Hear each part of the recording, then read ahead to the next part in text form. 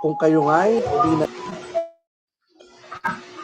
kayo nga'y di naging mapagtapat sa masamang kayamanan, sino nga ang makatitiwala sa inyo ng mga tunay na kayamanan?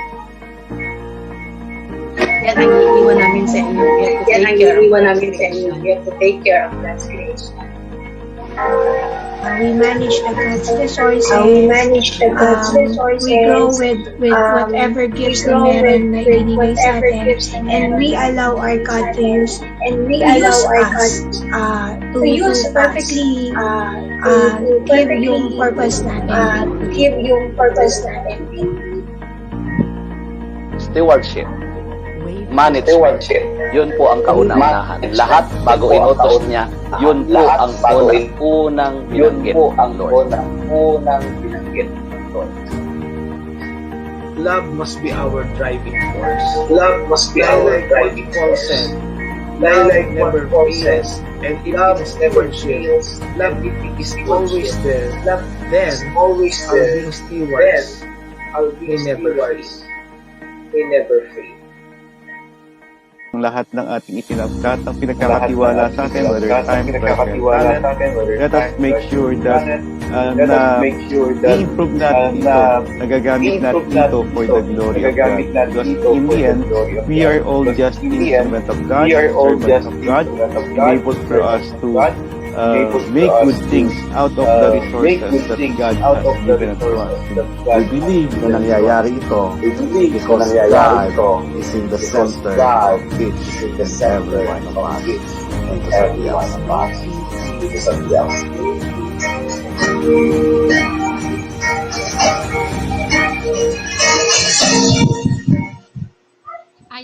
good evening, everyone. I do not know what's going on with our microphone. So this is another episode of Students and Me, and I would like to greet each one of you. Maayong gabi sa taga Davao. Good evening. So this is another episode of young teachers, young administrators, no? Guro-guro, paano ka ginawa? Buhay estudyante at buhay ng mga guro sa labas ng akademya.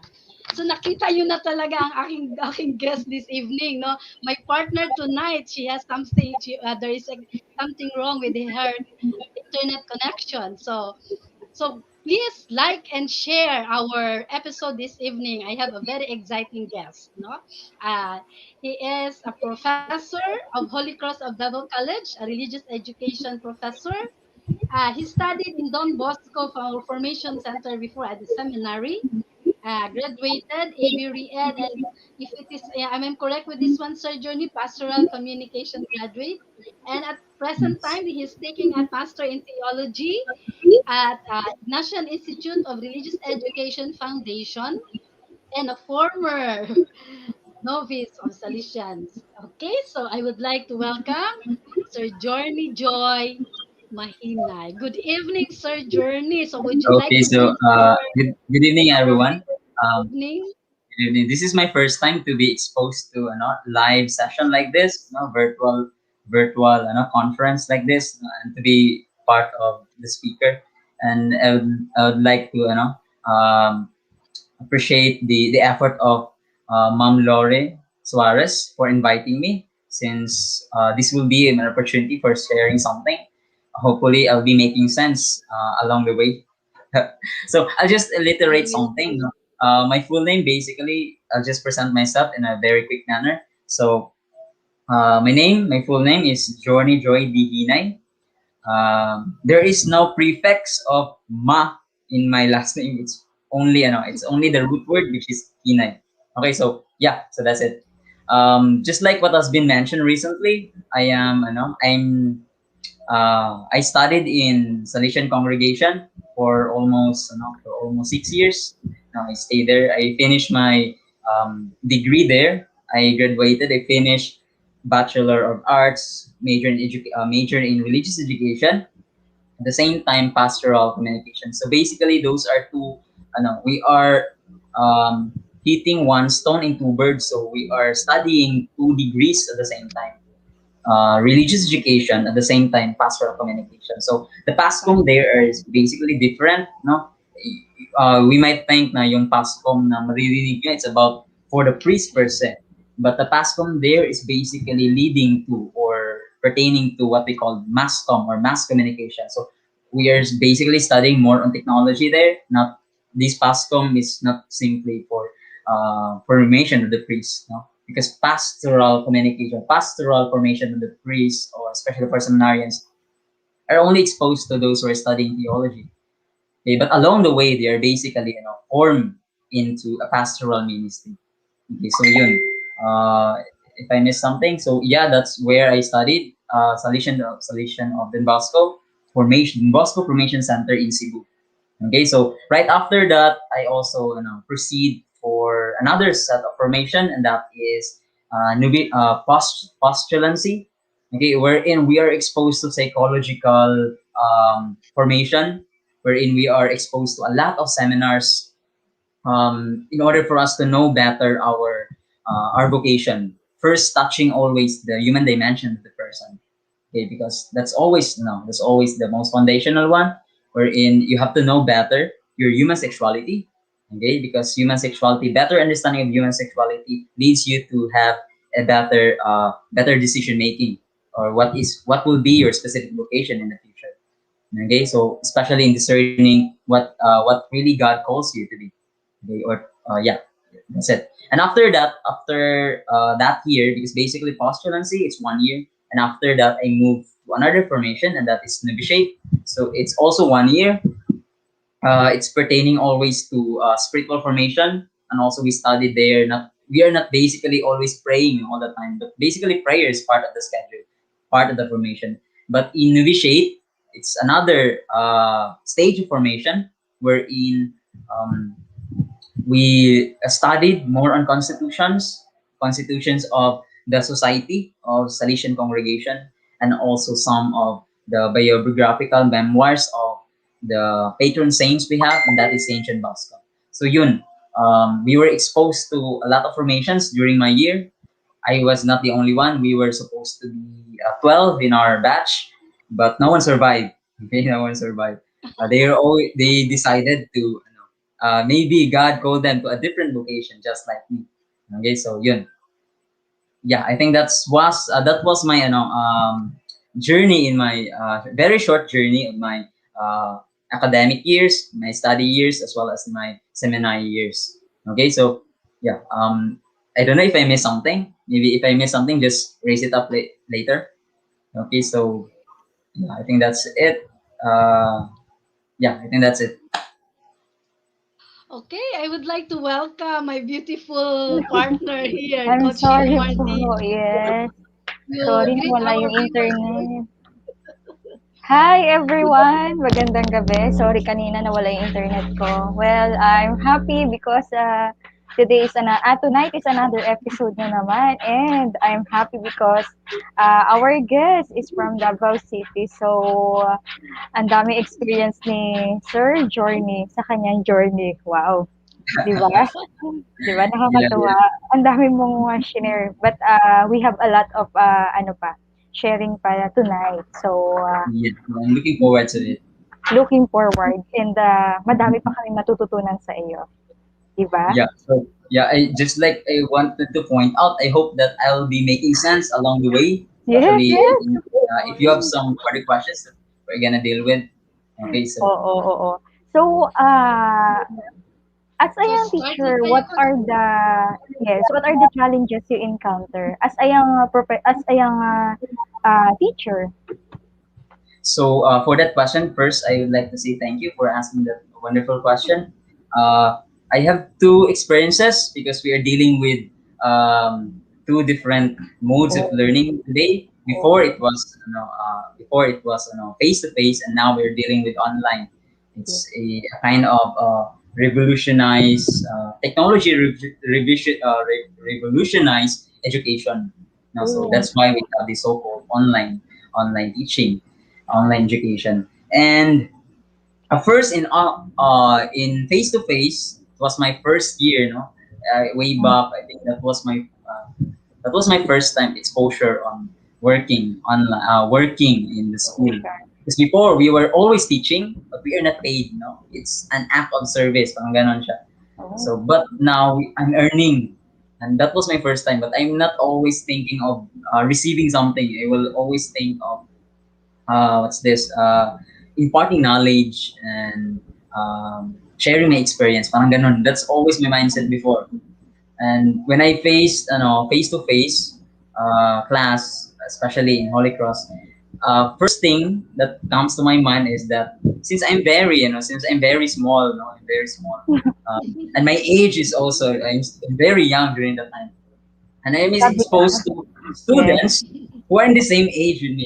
We have the same gap. We have the same gap. We have the same age. Some of my students are maybe they were 23 and I was 23, so we're the same. So my struggle there is this: how are they gonna listen to me?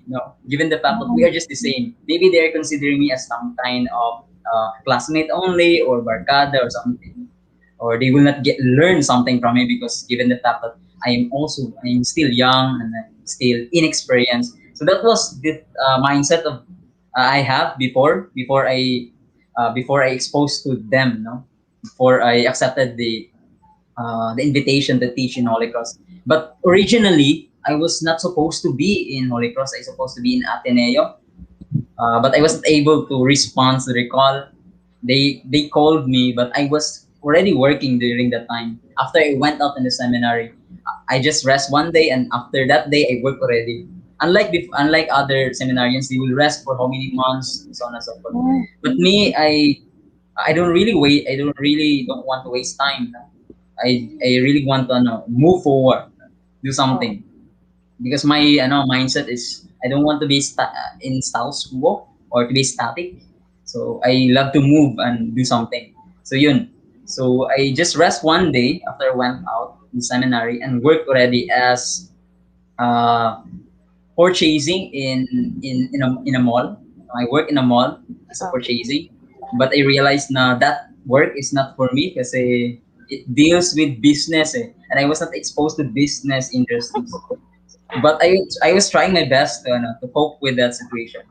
And during the time, I also I was already called by an Ateneo, but I wasn't able to answer it. So after that, since I wasn't able to answer it, so I applied in Holy Cross, and I was accepted, and I was told to teach second year, third year college students, and I was visiting the place, ocular observation, and realized na some of my students are very tall, and I look at them, oh my God, I think I will not be able to handle them. Kasi they are very tall and in our age is the same.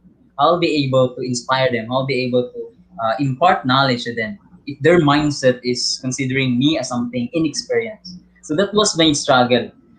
But how did I overcome it? Of course, I overcome it. I'm not just simply dealing with problems and so on. So I have to find ways to overcome that situation. So how I overcome it is basically, uh, I stand in front of them and emphasize authority. So it sounds funny because I have to do that in order to emphasize boundaries between me and my students. Because most of them, because they were before they were under a teacher who is older than them. I forget the name, and I'm taking this task to teach those students. And yun yung struggle ko in the face-to-face teaching. Okay? The struggle of dealing with students with the same gap. Okay? So Wow. how those were my struggles. So I overcome it by emphasizing authority, always emphasizing them that we have to set boundaries between students and teachers. Okay? But not compromising relationship because there should be a proper good relationship in the classroom, kasi relationship, everything changes, especially teaching styles, teaching approaches, but what is constant there is basically relationship. Okay, so the only thing that I always emphasize is our relationship as teacher and students, but but always also considering the fact that that relationship should not be, the what's this kind of bridge to destroy the atmosphere of the classroom. Okay, but I will always think and always also promote that relationship that we build is as a foundation for a successful classroom environment. So that was the thing that I did in order to overcome that struggle. Yeah, that's one. Another one, which is I have a lot of experiences in face to face and also in online. But in online and in face to face, there is one common thing that uh, keeps me bothering, and it's also a very challenging moment because some of our students nowadays, so not only in Holy Cross and other schools, some students are basically living in mediocrity. Okay, they only reach what they are capable of reaching. Parang ganun. So they only look at what they are capable of. Parang ganun. So they limit themselves to what they can and what they can do. So yun yung struggle ko. Kasi we are formed in the seminary to reach beyond our limits. Parang ganun. So why am I pushing my students to do that? Because that's not basically my what's this? It's not basically my benefit. I will not gain by pushing them to their limits, but they will basically gain from reaching their full potentials. Okay, so that's the reason why I imitate my formators to do the same. I do the same thing process in order for them to come out or to draw the full potential of every students, because that's basically the main point. I'm not just simply imparting knowledge, principles, theories to the students, but basically drawing out their full potentials. And how to do that is basically raising your standards. Okay, so yun yung struggle ko, to raise the standards in order for the students to go beyond their limits. Pero nangyari, yung students doesn't like to go beyond their boundaries. They want to remain in their comfort zone. That's the danger. That's the struggle, and also at the same time the danger for the students. That was my struggle even now, no? Even now in online class. Kasi ano that's become their what we call that uh, mediocrity, no? That becomes the tradition or culture of students, parang ganon. So as teachers, that is our challenge for bringing students out from their comfort zone in order for them to go beyond their limits. Last word siya. Parang ganon. So yun, that was my struggle even now, no? Kasi if you force them or if you allow them to go beyond their limits, they basically rebel or they will gonna be criticize you and so on and so forth. Okay, they will basically curse you even no in social media that this teacher is like this and like that. No? Why don't we why don't we go why don't we do that such a thing if we can just do simple stuff? No, parang ganun yun yung gusto nila mangyari. And I realize also na I also speak with the experience no. I also live with mediocrity during my time, but it never grow in mediocrity mindset. You'll never go beyond, or you'll never develop your full potential. You cannot discover who you really are if you remain in your comfort zone. So you really have to go beyond. So that's what I'm trying to emphasize to my students, to really go beyond, to embrace, to choose what is difficult, not just choosing the most essential or the most easy one or the most accessible. Kasi kasi siya, if you choose the most easy one, then you are limiting yourselves to what kung ano what you are capable of, or what you are aware of. But what are the things that you were not aware of about yourself? Is by basically going out from your comfort zone, or raising your standard. Okay, not only the students, not only the teachers should raise their standards, but also the students per se, as they go, as they venture their lives for learning, to capture learnings and bring that learnings in their lives. Okay, so yun, that's my struggle basically, both online and saka face to face, yung the culture of mediocrity. No? Even teachers are also having that kind of mentality, being mediocre. Okay, just post this one and that's it. No? Parang there is no a kind of dynamic interaction in the class. So in order to have, kasi learnings will be able to be learnings can be acquired to a person if all senses will be accommodated or will be used, like seeing, touching, and also all those stuff. Okay, or if all senses will be maximized, then learnings will remain in our head, and hoping that the learnings in our head will not remain in our head, hoping that those learnings will be internalized and actualized. Okay, so that's the thing. Okay, yun yung struggle ko. So although in the struggles, there are many criticisms. Your students will basically criticize you. There will be possible feedbacks or bad feedbacks coming from your students because they were surprised that this teacher is so strict, let's say high standard or so on. The English thing that I will speaking kasi always daw, English emphasize speaking myself kayo. is that to become a better version, Ingon pa sila, to Jordan, become English better. speaking. Yes, ma'am. English speaking daw kayo, ingon pa sila. Okay, so Ako that's mga how I estudyante, usually communicate when it I'm comes speaking to in when it Visayan, comes to. Teche. Okay, And that's some the of the reason students, why especially in the seminar we were trained to really speak in vernacular, speak in English as a universal language. Kasi I was also in the seminary. If you speak in vernacular, you'll be asked to wash dishes for 1 month. So, ayaw That mo was our mag-invest training. ng yun, guys. That was our training. So if you don't want to wash the dishes for the whole month, then speak in English. Read Oh, grammar books, read ang ganda ng novels for you reputation to niya, ha? develop your communication skills. So that's so how our seminary. why do I say so, Coach? Kasi I was teaching Re-Ed 1. And then Oh, my Re-Ed, I was teaching Re-Ed 1, and then I met some of my students during the second semester, during the face-to-face, and I yes. asked them, who is your teacher in Re-Ed 2? Ma'am, yung bagong teacher po, yung cute, sabi nila, sabi nila, Journey, Sir Journey, ha? Yung cute po, ma'am, pero grabe, English speaking. Sabi nila. Oh, wow. Oh, wow. Pero cute, pero smart na the teacher, sabi nila. Yes. Yes, sabi mo kanina you're small, but I think you're smart and ano talaga, sabi nga nila 'di ba, small but terrible. Wow, I love it. napaka-small niya talaga, grabe. So, So but, maybe but ano, we will uh, read. We continue, Sir Jordi. so basically, as I face those challenges, even though there were challenges, but there's additional sub challenges, no, especially the reaction of the students towards you. So they are Hmm, surprised na, hala, ganito pala yung read namin, yung ganon. Tapos kasi before hindi ganito, so parang oh, na-surprise sila. So there are a lot of feedbacks, no. But I always remind myself na to become better, to become a better version of yourself, you must embrace feedback, criticism, and reflect on that on your own teaching style. Okay, because that's basically how you overcome those struggles. Because I know those struggles are given. You cannot, those are inevitable.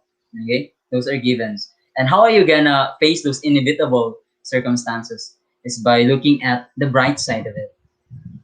Okay, so yun, those are my answers on your first question. I hope I'm making sense. Yeah, you're making sense very much. It's 7:27, Coach Shi. So we will have some mainit o malamig ba dyan sa inyo? So we will have this VAM kape. Mas masarap ang kwentuhan kapag may iniinom na kape. Mag-order na sa VAM Cafe. May in love ka sa VAM Cafe. We make coffee with love. Ang VAM Cafe ay matatagpuan sa Unit G Bea Building along Buhay na Tubig Road, Imo City, Philippines. David's Faith We have Insulin another Plant Wine is made from insulin plant extract with infusion of healthy fruit sourced from certified organic farms such as Paano, dragon fruit, and bignay. Powerful mixture now offers wonderful health benefits. The first all-natural insulin wine helps lower blood sugar. Insulin plant wine, organic, natural, ligtas at epektibong pampababa ng blood sugar. All-natural, FDA approved. Award-winning product. For your inquiries, orders, message Talk Life Channels FB page. Color text 0917-887-3227. Give we your have health a another brand boost. partner. Try our Health Wealth product line of nutrient defense and superfoods. Green Barley. Health Wealth International Corporation. Changing lives a healthier way every day. For your orders, you may call or text 0956-3733-540. Look for Marte de la Cruz. Ayan. So, ewan ko, Coach Shi, ba't hindi natin makikita ang ibang mga greetings? So, let's have first, no? We have Coach Daisy. We have some people from Davao City. Ano ba yan? Dante Vilio, classmate, Ami Ong. So, and we have a very good comment from Coach Daisy. Pakibase nga, Coach Shi. Coach Shi, na Coach Shi. yeah. Opo, hello Coach Daisy, magandang gabi. And sabi po niya is, it's really a challenge for teachers to motivate and direct students to the goals of learning and sustain their curiosity. Being critical thinkers and collaborative. Yes, yes, Coach Daisy. And yan, madami po may nag-greetings din si Coach Joel, si Coach Eva. Hello, hello. Magandang gabi po sa inyo. Sige, Wow! we continue, Coach. Oo. Alam mo, habang nagsasalita ka, gusto ko lang nakikinig ako sa'yo kanina kasi ang dami kong natututunan sa'yo at saka natutuwa ako kasi ang dami mo sinishare sa amin, Sir Journey. Nakakatuwa. Okay, thank you. Pero, pero alam mo, di ba, as a teacher talaga, we have a lot of challenges na nai-encounter, even nung face-to-face and also, mas lalo tayo nagkaroon ng challenges ngayong new normal, which is online. Yes, yes. So, ang dami. Na-enjoy mo ba? Na-enjoy mo ba ang online o hindi? Basically, I enjoy it kasi you can manage your time well. Okay, kasi in our school, you are not basically called to have the everyday virtual conference. You have to have a set of schedule to meet them. Kasi you have to also to consider other students do not have good internet connection. Some of them are buying loads only. Parang ganon. So you have to consider those reality. So we have to have a specific schedule to meet.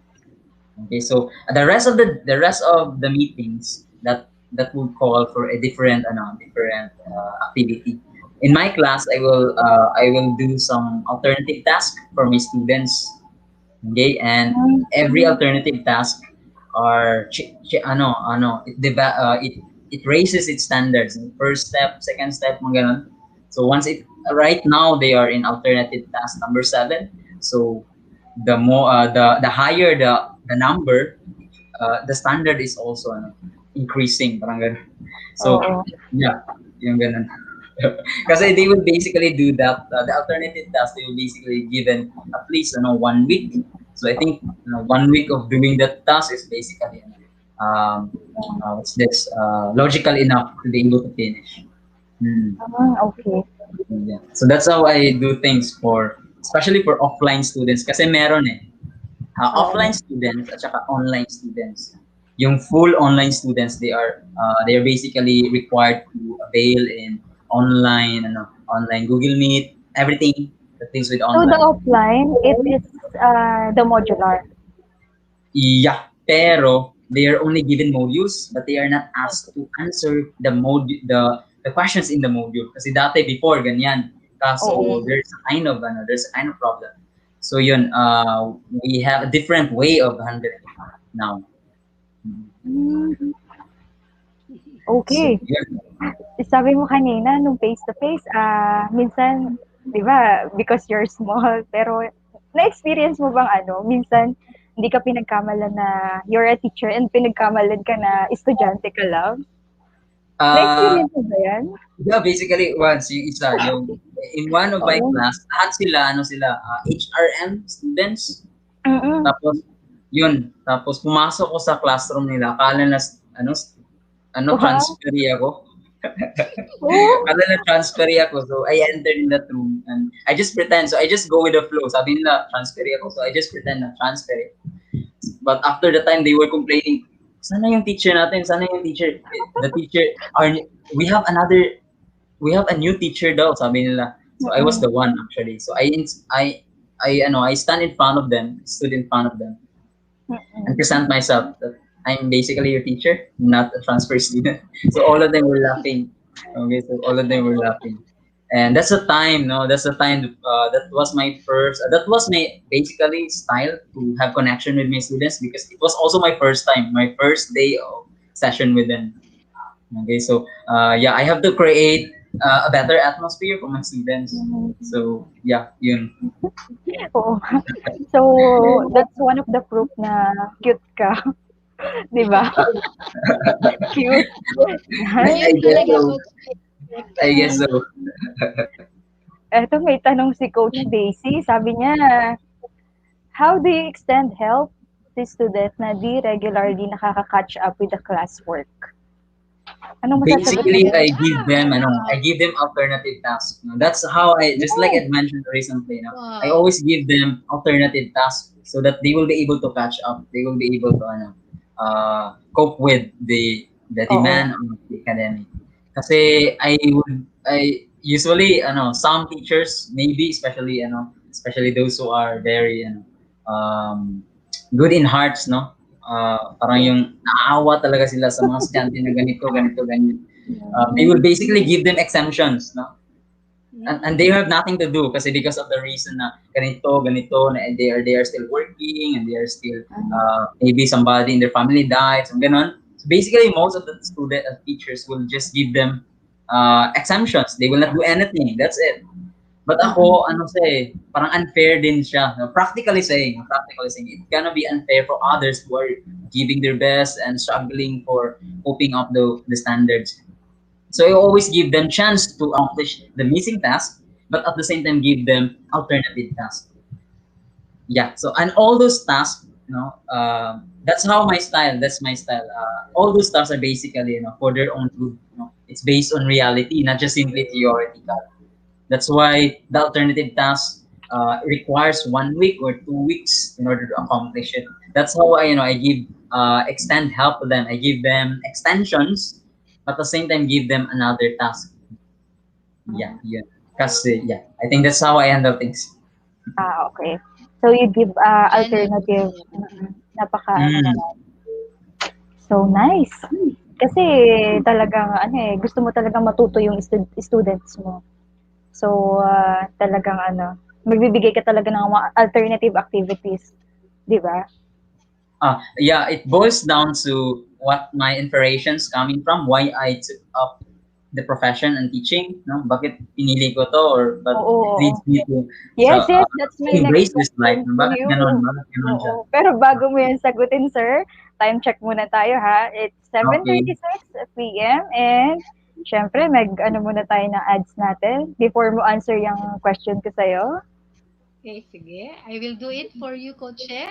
For Yes your po. dentistry and orthodontics needs, kumonsulta sa JED Dental Clinic by Dr. Janet Esquilon de Guzman, located at number 15 City Walk, Admiral Road, Talon 3, Las Piñas City. Telephone number 8800-1518 and mobile number 0917-805-7628. Follow them on Facebook at Doc Janet De Guzman. Ngiting stress-free, ngiting JED Dental Clinic. So we do have also a new program. Oh, very exciting. Last Monday, they have their pilot episode. No? Kanisha Sir Journey of Mindanao. I'm Art Moncato, a Mindanao traveler. Join me on a road trip around the second biggest island in the Philippines as I embrace its natural beauty, meet communities for authentic cultural experiences, and share stories we encounter along the way. See you at 5:30 in the afternoon every Monday with Mindanao Road Trip with Art.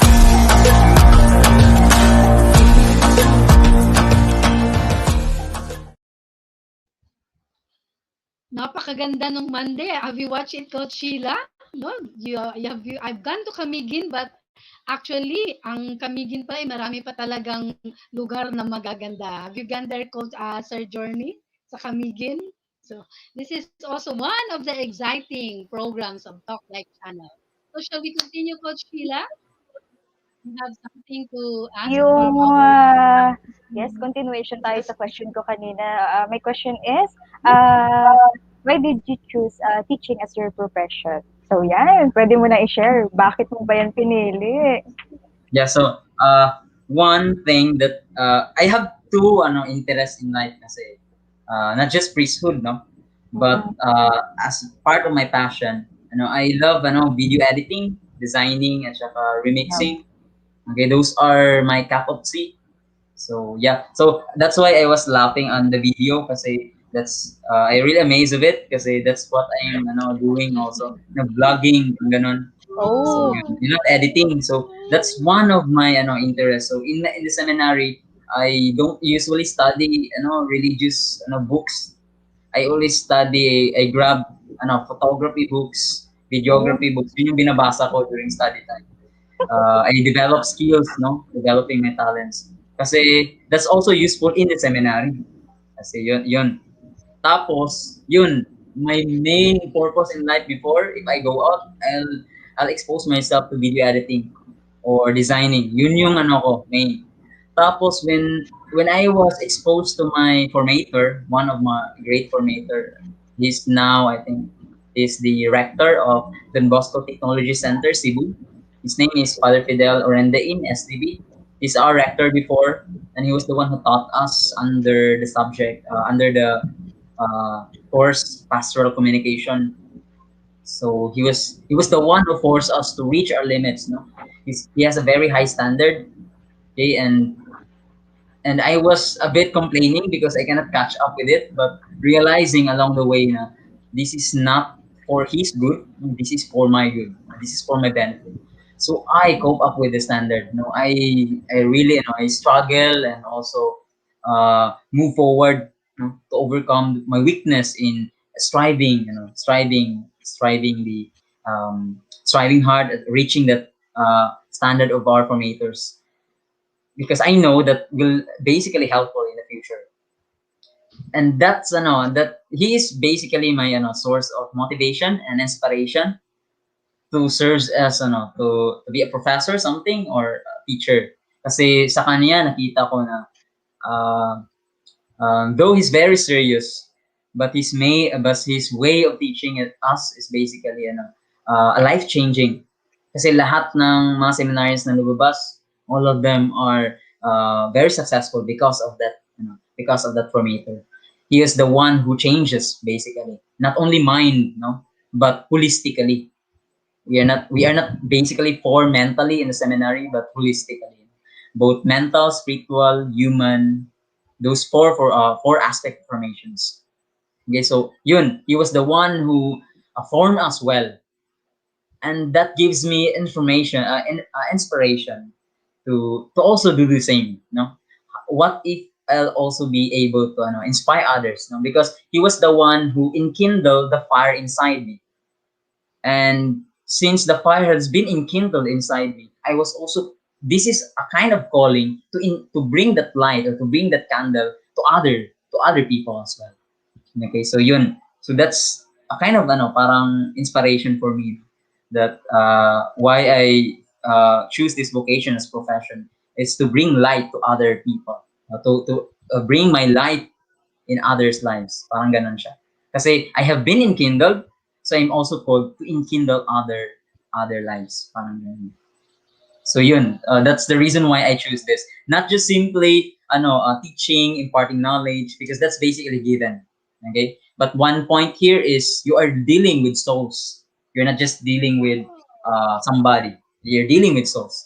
You are bringing them, not just simply forming them intellectually, but you are bringing closer them to God, ideally, and also at the same time for their future. That's why I always allow them, give them opportunities to bring out their full potentials. So yun, that's Father Fidel was the one. I don't know if you're familiar with it, but you can actually search him. He's this model in teaching. He's really good.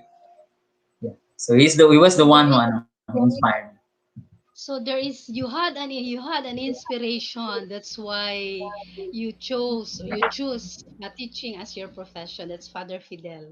So I am really very impressed with the word enkindle, no?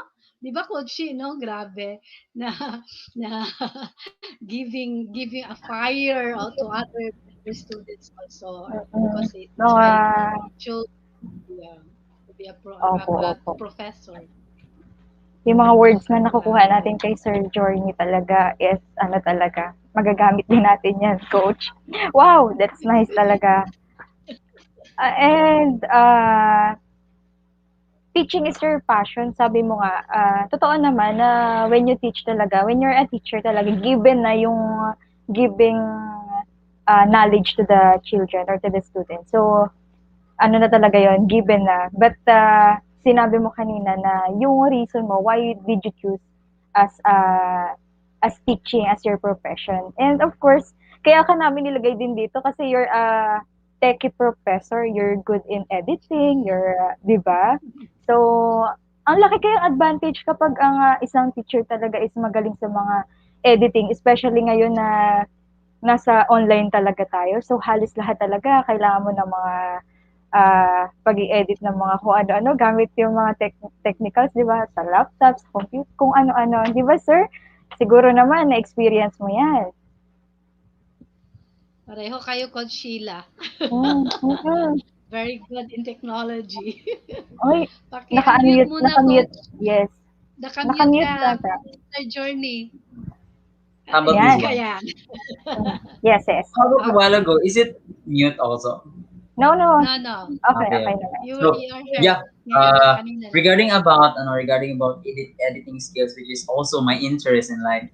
Ano siya, I use that in my teaching, you know, especially in my delivery of the content, you know. So Oo. I do I sometimes it's looks fancy kasi yung style ko pag recording recorded siya na lecture, vlog style siya. Recorded na vlog. Oh. Wow. So kasi, kasi kapag, if I record it like this, no, parang ganun, parang siyang Parang nakaka-boring. boring. Oo. Yeah, 'Di ba? boring talaga Kapag siya. nasa Even, face-to-face I tayo. studied, right now, I'm studying masteral, and I always facing my teacher, no, always talking in front of camera. Ano siya, nakakantok. So, yun, I realized na, if I'm doing this, probably my students will be sleeping. So Yes. I also use my creativity, use my skills to to deliver my content, creatively. So parang may talaga siyang dynamic. Ganun siya. Mm. Oh, pero if you will do that, you have to emphasize time management. Okay? You have to emphasize time management. Also, you have to consider your strengths, no? Your strengths. If that's your strengths, maximize it. Yun. Sometimes if the person or the teacher has that weakness, you can basically outsource people. No? Mm. Yun. One of our companion, I don't know if he's watching now. She's watching now. She's basically outsourcing me to do stuff because that's one of she lacks. No, she doesn't have the editing skills. So she asked me to do something for her class. No, yun. So that's how I handle things in my class. No, I don't limit myself with what is given. No, I go beyond. No, but yeah, yun. I get some inspirations in how do I get some inspirations. No, especially in creativity delivering the content. I don't know if this is sounds funny, but I tell you honestly, um, I get some inspirations by watching anime. I don't know if you're familiar with that anime. Anime. Anime. The anime, watching anime, and also playing Dota. Dota. So when I Oh. play and watch, I watch anime and play Dota, it gives me ideas. It gives me ideas. So yun. So when I transform that ideas into way of delivering the content. So yun. Mm. Kasi you have also to be exposed to other stuff kasi your students are also doing that. So how are you gonna be able to relate with your students if you're parang what's this? You're out of the group. Yes, out Tapos of yung the students blue. are basically exposed to this world. You're not aware of it. So you have to be in that place also. But it's not necessary na you have to experience it. But basically you don't have to experience it, but you have to hear people who are ready in the field. Okay, so yun. In my case, I experience it because that's how that's how I cope with stress at the same time. If I'm out of ideas already, I watch anime, play Dota. So yun yung style ko. Yes, Okay, because we kasi have different way of dealing things. You have a different every individual have different way of coping things or getting ideas. Sometimes they will just sleep, and after that, when they wake up, they have a lot of ideas already. So there are people like that. Some of them are, especially my formator, my rector, his mind will be working well during around 1 to 3 a.m. So that's his mind working. That's the his mind is active. active parang ganun. So yun, we have different ways of dealing things. Oh, yes. And all you have to do is to discover it. Okay? Oo, every individuals, every teachers, we have a lot of, kanya-kanya kasi tayo kanya-kanya kasi tayo ng strategies. So ikaw, Mm. 'di ba, kailangan mo makisabay sa mga estudyante mo kung ano yung alam nila para ikaw hindi ka magiging boring sa kanila. So, Oh, yeah, that's ang ganda nung ginawa mo na yung pagtuturo mo as a recorded yung, lesson. So, ginagawa mo siya as vlog. Maganda yun kasi halos na ng mga kabataan ngayon is mahilig na silang manood ng vlogs. So, 'di ba, kahit nga ako mahilig akong manood ng vlogs So, siyempre next time papanoodin ko yung mga vlogs mo. May vlogs ka ba? Di ba? ina-upload ko sa Google Classroom, hindi pina-upload sa YouTube. Kasi Oo. I'm also a bit nahihiya rin ako makita yung sarili ko. Even this one, this invitation Mukha namang hindi ka mahiyain. I'm not really interested to be seen by people, especially in a crowd like this, socially, in an internet. But this is also my weakness. So I also ask myself, how come I will say no to Ma'am Laura's invitation? If I Oh, do that, that means yeah. If I do that, that means I'm always escaping from my weakness, no? Which oh, is to be exposed to people or to have socialization, parang ganun. yes. So, we are happy Kasi talaga. yeah. Kasi ganito yan eh. If a person is into online games, they are basically not sociable. So that's also the effect on me because also in online games. So my I'm no longer interested to be sociable to people. I always hide in my room. I don't usually go out. No, I will only go out if my moderator in our office will call me. Parang ganun.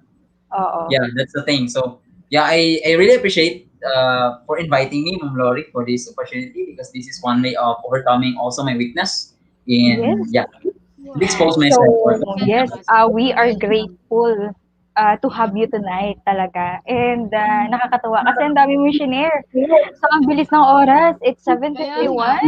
yeah. And meron tayo ditong isang ads, It- coach. Okay, this is another program.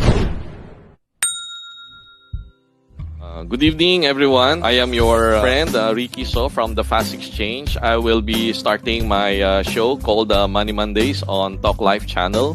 And I would like to invite you to join me, in a interactive discussion with regards to money. So, pag-usapan ho natin kung paano mangangasiwa ng pera, pananalapi, and at the same time kung paano ito palaguhin. At pakay ho lang ho natin, layunin natin ay makatulong sa bawat Pilipino sa larangan ho ng pananalapi. I hope to see you on our live stream through Talk Life channel 7:30 to 8:30 p.m. starting on May 3. Good day to everyone.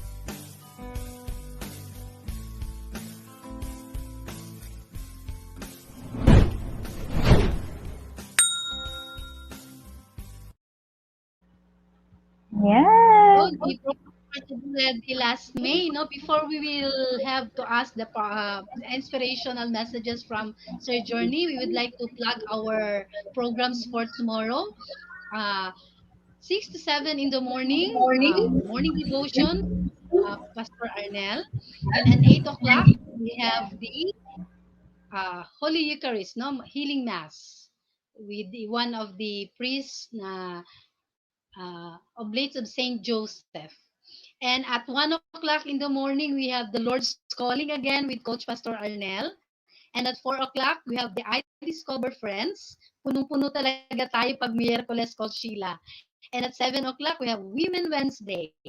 And at 8:30, we do have another episode of Men's Wednesday, the Talk Live channel Wednesday edition. So, yan ang aming mga program, Sir Journey. So, punong-puno kami pag Wednesday, sir. So, Coach Sheila? Yes, yes. a bit nakadisting pala, no? Yes, we Sa have lot of programs talaga, Sir Journey.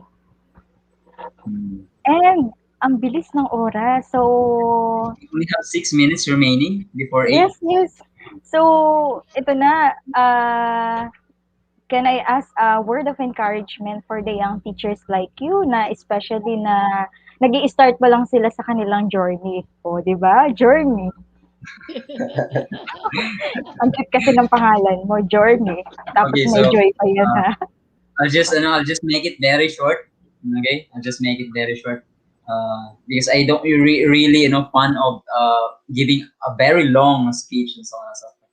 Unless I'll be asked a lot of questions, that's the time it's gonna be That's why we reach 7:55. I was expecting na we'll only end around maybe 7:30 or 7:45. Yun. But I never expect na. Oh my God, it's around almost 8 na.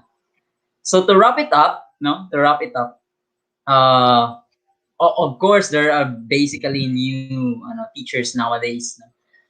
The thing that I'll just say here is this: try to connect of who you really are and why bother. No, why bother of doing that stuff, or why we need to have what we call introspection. It's because we are or you are ex exquisite. No? You are exquisite. And there's no one else like you. And if you doubt about your significance, or if you don't believe your importance in this grand scheme of things, stop. No? Stop. And stop in that moment of doubt. And remember this. Your light is the most important thing in your life that needs protecting. So you have to guard it. You have to shield it. You have to fuel it and defend it with your life. Because then you can be the light in someone else's lives. And this happens, and this it will happen basically through relationship between students and passionate teachers. Since all basically will drastically change, such as laws, teaching styles, teaching assessment, teaching approaches, those things will basically change. But what is constant is our relationship with them, with our relationship with students, hoping that this relationship will serve as the foundation for successful classroom. I think that would be it. Thank you for listening. Coach Sheila, ano pa bang masasabi natin? Wow, That's Teche such a professor. nice. Yeah. You know what? You are a good host.